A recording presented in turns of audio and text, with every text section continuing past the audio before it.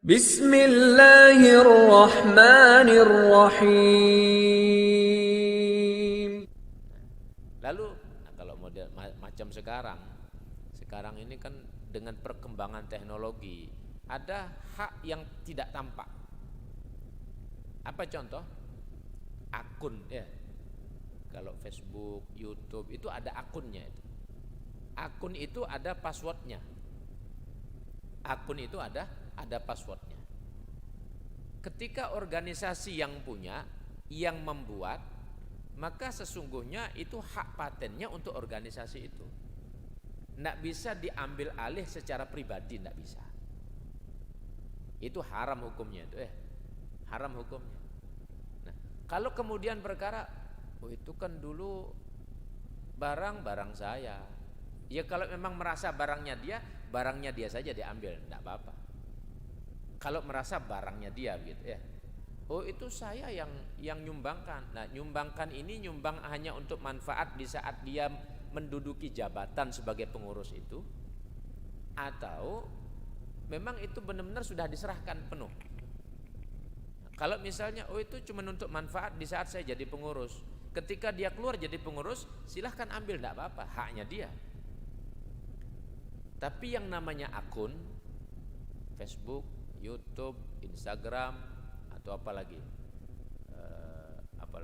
sekarang itu Twitter juga ya. Nah, Twitter macam-macamnya itu.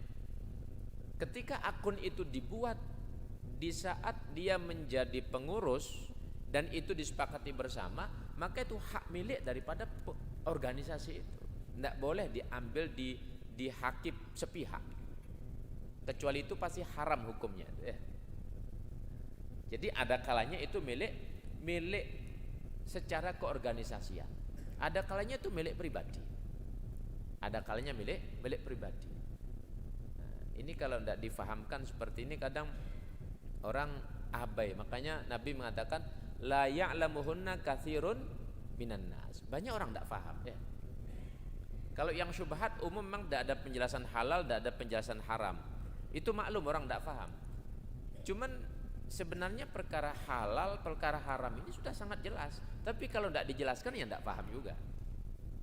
Tidak paham juga Sehingga apakah boleh organisasi itu menuntut daripada satu hak yang pernah dibuat, dikelola bersama, lalu dihaki pribadi? Boleh, dan itu haknya organisasi itu. Boleh itu ya. Dan itu haknya daripada organisasi tersebut. Ini perlu difahami. Karena begini, di dalam satu riwayat dikatakan di Baitul Maqdis. Baitul Maqdis, tahu Baitul Maqdis ya? Baitul Maqdis itu di Palestina, di mana tempat Nabi waktu Isra. Waktu Isra perjalanan Makkah ke Baitul Maqdis. Dari sana setat untuk kemudian ke Sidratul Muntaha. Nabi menyatakan bahwa di Baitul Maqdis itu ada satu malaikat yang Allah khusus tugaskan. Setiap malam dia ngasih pengumuman. Setiap malam. Apa pengumumannya? Man akala haraman lam yaqbal minhu sarfun ay nafilatun wala adlun ay faridatun.